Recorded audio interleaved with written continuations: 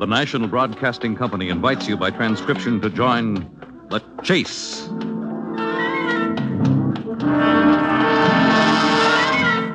There is always the hunter and the hunted, the pursuer and the pursued.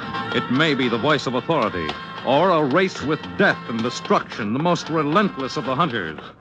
There are times when laughter is heard as counterpoint, and moments when sheer terror is the theme.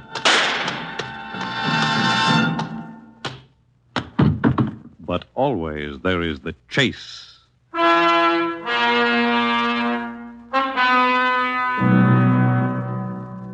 Now listen, I ain't nuts, see? I'm in full possession of all my faculties. Maybe it happened and maybe it didn't. No, I don't know. But I'm giving you the story just as it was, see? Straight from the horse's mouth.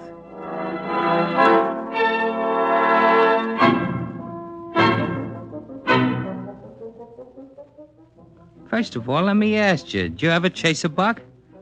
Well, not the way I chased it, mister. I've been running after that greenback until it's gone to my skull. I'm beginning to hear voices. Now, everybody's got a weakness, and I got mine. I don't drink or take snuff or run after blondes. I don't shoot craps. I don't play poker. The movies don't appeal to me, and the suit on my back is all I want to own. My weakness? Horses. Not the kind you ride. I'm talking about the pari-mutual type horse. Kind who figures to win, place, or show. I know it ain't right. I know I ought to get myself a steady job and make my dough the hard way. But every time I make up my mind to settle down, somehow I end up at the track, yelling my head off for some goat that's running last. Stay out in front, baby.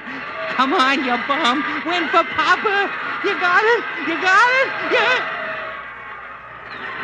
Well, That's how it goes, Flossie. who won? Jackson D. And what was your horse? Mayonnaise. Ooh, if I had a pot of it right now, I'd push it in your face. Oh, Flossie. Don't off-Flossie me. I hate gambling, and I hate guys too lazy to make a decent living. Sometimes I think you'd rather go to the electric chair than work. Oh, ain't that remark a little hasty? I'll give you hasty. Now, you listen to me, Harry Potter. I've been engaged to you for over 3 years, and I ain't getting any younger. You either find yourself some honest work tomorrow or we're through. You mean you want me to get a job? Ooh, even when you mention the word, you start to turn green in the face. Well, look, I tell you what we'll do. You lend me another $2, just a double, see, and I'll make one last bet, and I can... Hey, Flossie, where you going? As far away from you as I can get. Oh, now, wait. Well, You win, baby. you go to work? I go to work. Tomorrow.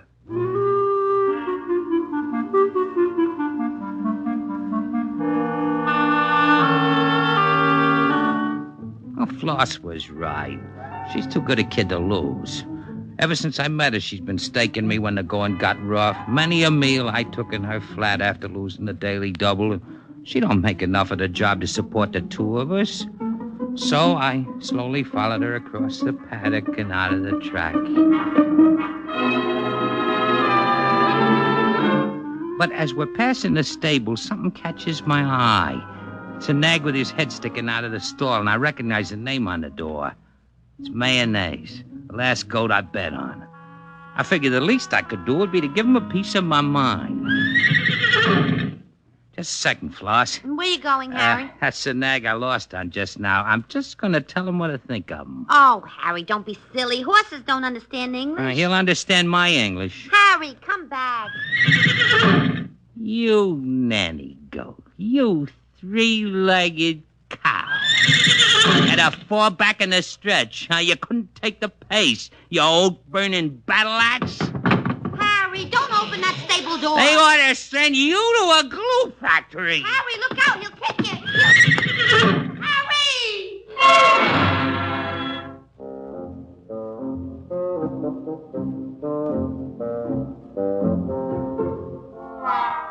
He caught me on the skull with his right hind leg, and then the roof fell in. But just before I conked, I could almost swear that nag understood me. Next thing I knew, I was laying in a hospital bed trying to listen to the voices that seemed to be coming from somewheres out in left field. He'll be all right, Miss Hinkle. Are you sure, Doctor? He's out of danger now, but he needs a rest. He'll have to remain here in the hospital for at least another week. Hospital? Harry, he's coming out of it, Doctor. What happened? You were kicked by a horse. By a horse? You've suffered a mild concussion, Mr. Potter, but you'll be fine in a couple of days. How do you feel? Funny. What kind of funny, Harry? Very funny. I hear bells. Bells? Maybe they're wedding bells. We're supposed to get married soon. Oh, congratulations. Nurse, I'm going to prescribe a sedative for the patient. Harry, Yeah, Floss? you scared me stiff. I'm sorry, Floss. Right now, I just like to go to sleep.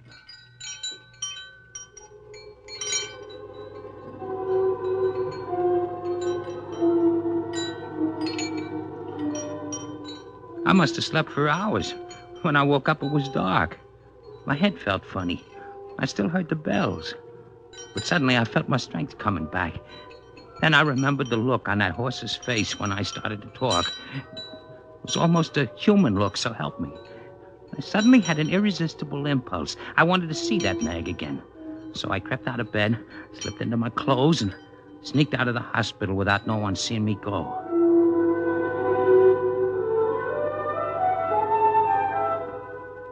It was 3 a.m. when I reached the track, climbed a fence, crossed over to the stables. Then as I turned a corner, there was Mayonnaise again with his head out of the stall, just like before. You're a fine one, you are. Look what you done to me.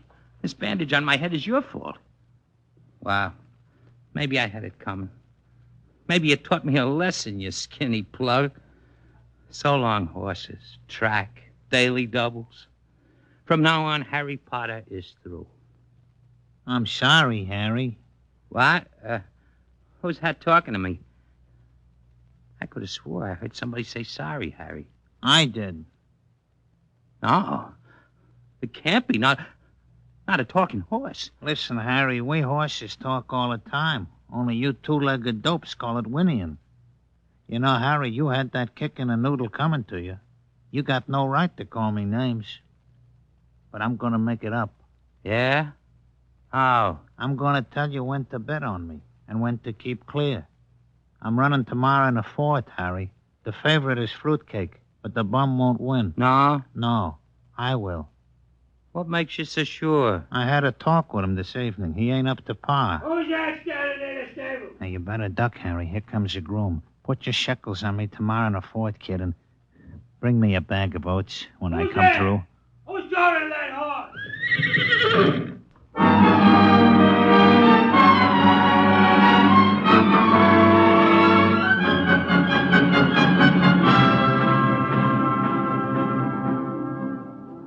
Well, I got out of the park without being caught and went back to the hospital.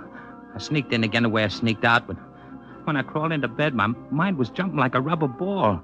I pinched myself just to make sure I wasn't dreaming, and slowly fell asleep. Good morning, Harry. Rise and shine. Oh, hello, Floss. I brought you some flowers just to make your hospital room look more cheerful. You like them? Oh, they're fine, just... What's the matter? Nothing. You look 1,000,000 miles away. Come here. I got something important to say. What is it, Harry? How much money you got in the bank, baby? Why? I want you to give it to me, Floss. What for? I gotta make a bet. A bet? You're laying there with a hole in your head an inch away from the grave and you still think a bet? But this is different, Floss. What's different about it? You ain't got a concussion, you got a disease. You got the 50-year hives to chase the horses. I can't lose, Flossie. I tell you, this is in the bag. There's no two ways about it. Huh. Who told you there wasn't? The horse? Yeah. Yeah, what? The horse told me. Mayonnaise. You're feverish. You're sicker than I thought. Nurse! Doctor! Come quick, No, he's dying. Flossie, pipe down. I was only kidding. You were? Sure, horses don't talk. It was just my way of cracking a joke. Forget it, Flossie.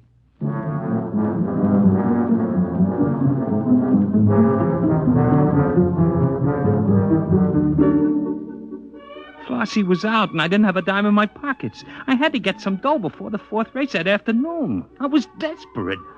But then I got an idea.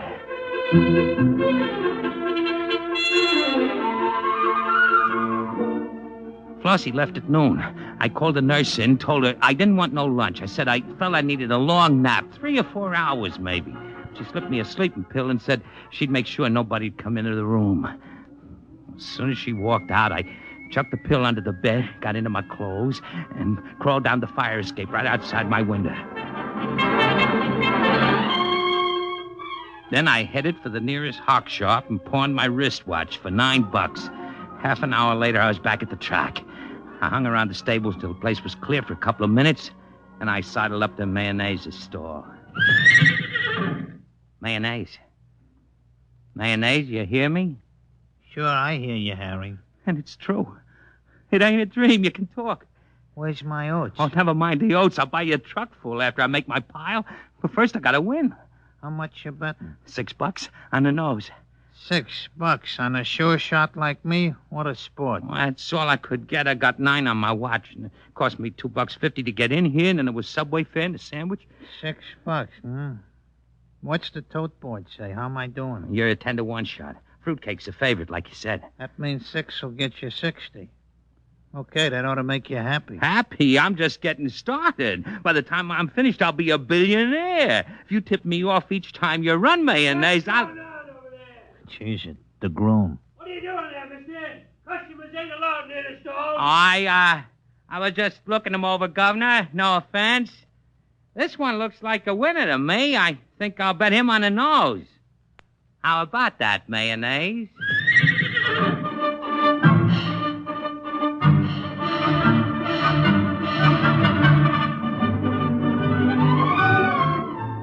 I almost couldn't wait till the fourth race began. I never was so nervous in my life. If the nag was right, I was in the money. I'd buy myself a limousine with a chauffeur built right in. I'd have a house in the country with a swimming pool, a mink-lined bathtub. The horses are on the track. And then it was time. I grabbed a spot near the finish line, watched them line up in the gate. My heart was in my mouth when I heard...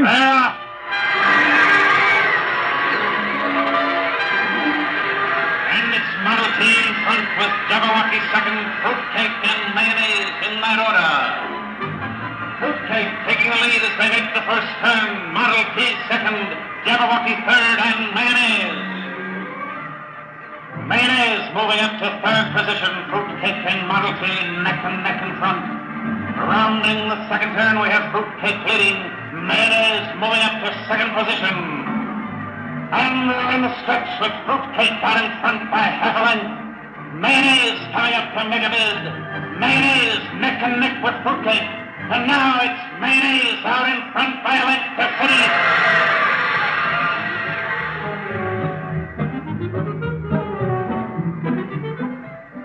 I was so dopey after it happened, I almost forgot to collect my money. A winner. After all these years, a real winner. And the best was yet to come. 2 hours later, I was back at the stables to have a heart-to-heart talk with my horse. We're in Mayonnaise. We're going to be the biggest winners in town. Where's the oats, Harry? I'll buy oats made of gold before we're through. Now, look, from now on, we're partners, see? I'll follow you around from track to track, and all you got to do is let me know when you're a sure winner. In 6 or 8 months, we'll both retire. I got some bad news for you, Harry. Huh? I'm retiring on Saturday. You what? I heard my owner talking. He's running me for one more race, then he's shipping me to the farm. But they can't do that to us. Not so soon. I got nothing to say about it, Harry. I'm only a horse. That's my luck. You could still make a killing, Harry. Yeah? How? I told you I got one more race. When is it? Tomorrow. They're running me in the 6th. How do you think you make out? I'm a cinch to win. You sure? Don't be a schmo. The big money will be on Barber's itch. But the barber won't make it. My time beat his at the workout this morning, only nobody knows. One more chance. I got one more chance to clean up, and all I got is $60. You better dig up some moolah in a hurry, chum. And Harry, don't forget the oats. The answer to that one was yeah. Couldn't get a nickel. Then I thought of something. There was one guy in town who was rolling in cash and would grab a sure thing if he saw one. Big Ed Morgan, the smartest gambler in the East. Well, look who's here. Hello, Big Ed. How's the numbers racket? Oh, I ain't in the numbers racket, Ed. And who are you? Well, I used to run your bets at the track maybe 5-6 years ago. Harry Potter, remember? What do you want? Well, I got a deal. What kind of deal? I got a sure winner in the 6 tomorrow. So have I. Yeah? Barber's itch. You can have the tip for free. But Barbara's itch ain't winning, Ed.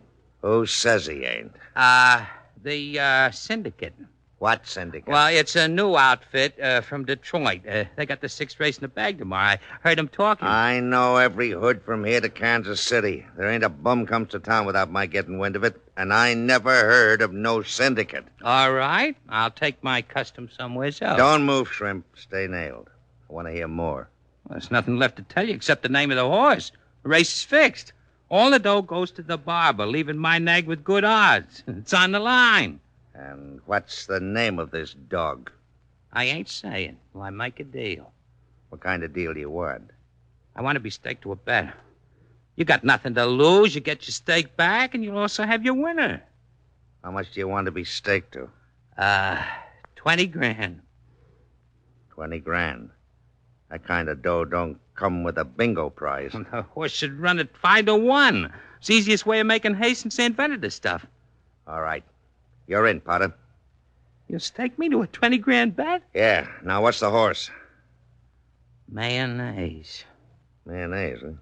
He won today in the 4th. Sure, and I was backing him. That was part of the deal with the syndicate. Tomorrow, just before the 6th is run, you meet me at the rail near the finish. I'll get the bets down right now. Okay, Big Ed, thanks a lot. You mind if I asked you how much you're going to bet? 80 grand. Hey. With your 20, it means I'll have 100 on the line. And if that nag don't come in, Potter, they'll be picking you up with the tweezers before the jockey gets to take his shower.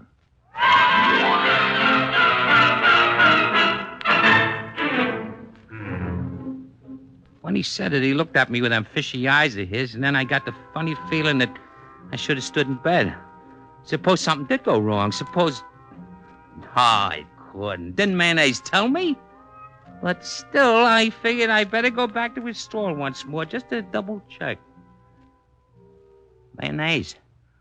Mayonnaise, wake up. What's the matter? It's Harry Potter.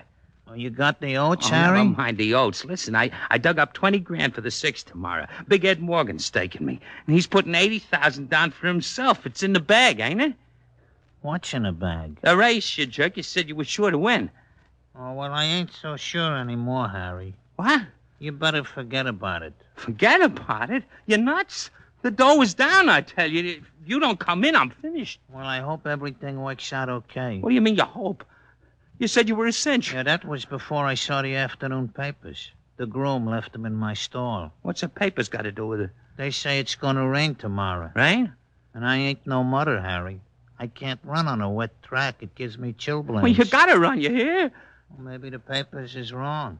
You know how them weather forecasts are. You don't know what you're saying. Rain or shine, you gotta win. My life depends on it now. I don't know, Harry. Weather clear, track fast, I'll come in by 3 lengths. But once that track gets soggy... See what I mean? Yeah. I see what you mean, all right. But maybe the rain won't come down, Harry. Keep your fingers crossed. Good luck.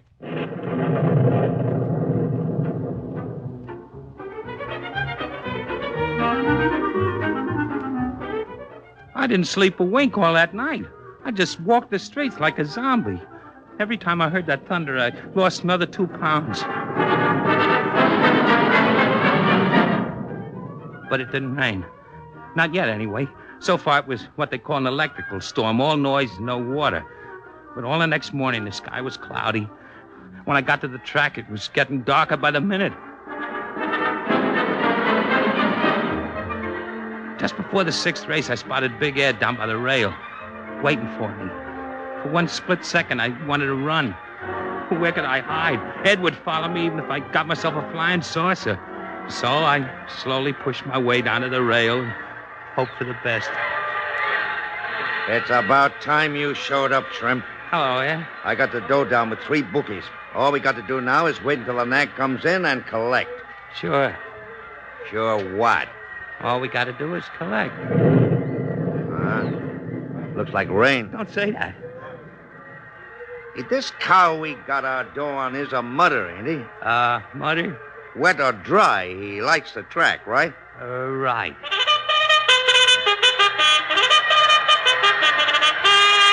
The horses are on the track. There's mayonnaise. Number 2. Looks good, don't he? I seen jackasses that look better.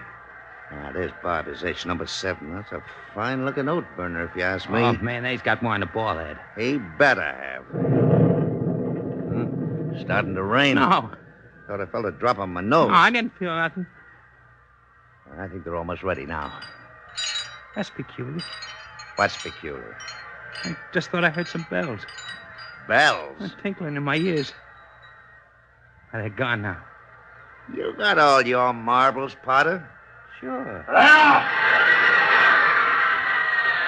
Barber's Itch taking the lead with Mayonnaise second and Flatfoot third. Baby Me, Jump Switch, Mama's Angel, Fortify, Insignificant in that order.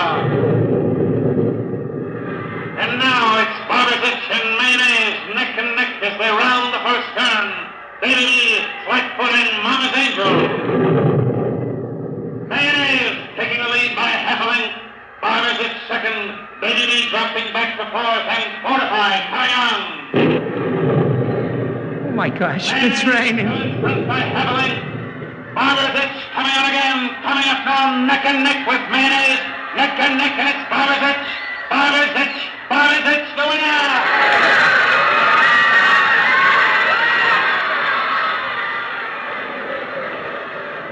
Well, that's life.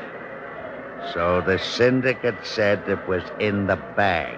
One thing you can never figure out, huh, Ed? Women and horses. $100 grand. 100,000 pieces of lettuce down the drain. I'm sorry, Big Ed. You're going to be more than sorry. The bells. I hear the bells again. I'll give you bells.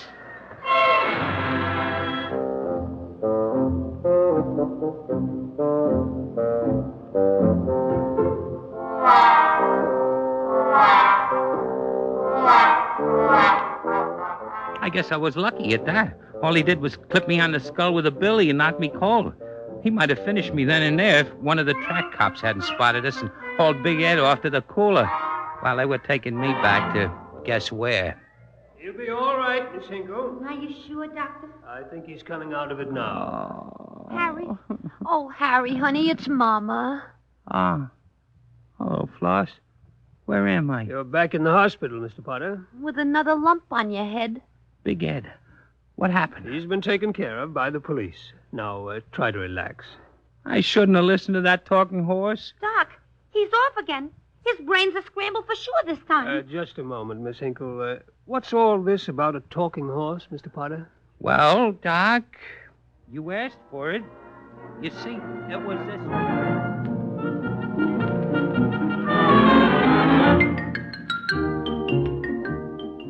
So I told him a story, every word of it from beginning to end. He just watched me as I talked without saying a word, just nodding his head from time to time. He was a great guy, that medic. He didn't laugh once or call me a liar or say I was cracked. He just listened, very serious, till I finished, then gave me his verdict. What happened to you is not so uncommon, Harry. No? You had hallucinations, that was all. I mean, I imagined the whole thing? Obviously. Now, you say you heard bells ringing every once in a while? That's right, Doc. Do you still hear them? No, they're gone. It's quite possible that the second blow on the head you received was an antidote for the first one. You mean I'm cured? I'm all better? Physically, yes, I'd say so. But there's still the psychological side.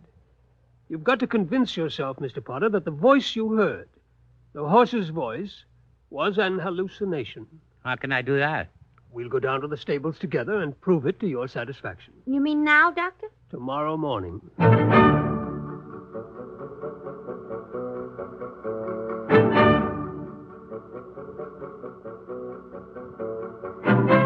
The next day, the doc drove Flossie and me to the track. we walked over to Mayonnaise's store. For a second, I got scared when I saw him and felt a little woozy. But then the doc patted my shoulder and it was okay again. Is this the horse, Mr. Potter? Yeah, that's him. That's Mayonnaise, Doc. All right. Talk to him. What? Talk to him. See if he'll answer you. Hello, Mayonnaise. You remember me, Mayonnaise? I'm Harry Potter. Say something else. You let me down, Mayonnaise. Then you said you couldn't run in the mud. Or did you say it? All that horse can do is whinny, Harry, and he's not so good at that either. Are you convinced now, Mr. Potter? Sure. Sure, I'm convinced. This horse can't talk.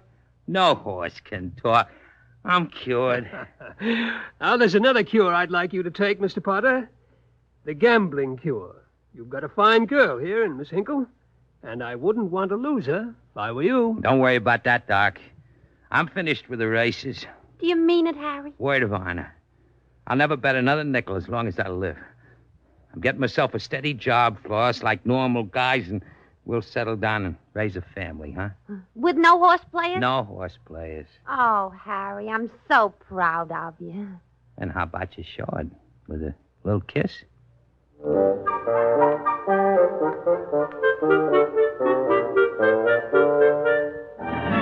Flossie leaned over and kissed me and took my hand. We started to follow the doctor back to his car. But you know something? I must have had just a little bit of a hangover left from that sock on a noodle I got. Because just as we were leaving, I swear I heard a voice behind me saying, Harry, where's the oats? In the animal world, there is the hunter and the hunted. Hound and fox, hawk and sparrow, chicken and worm. But who is to judge precisely which is the pursuer or the pursued as we enter the chase?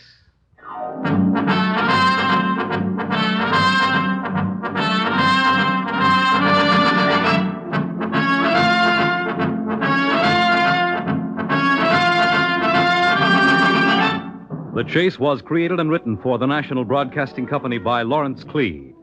Heard in the cast were Kermit Murdoch, Ann Thomas, John McGovern, and Charles Penn. The Chase is directed and transcribed by Fred Way. Fred Collins speaking.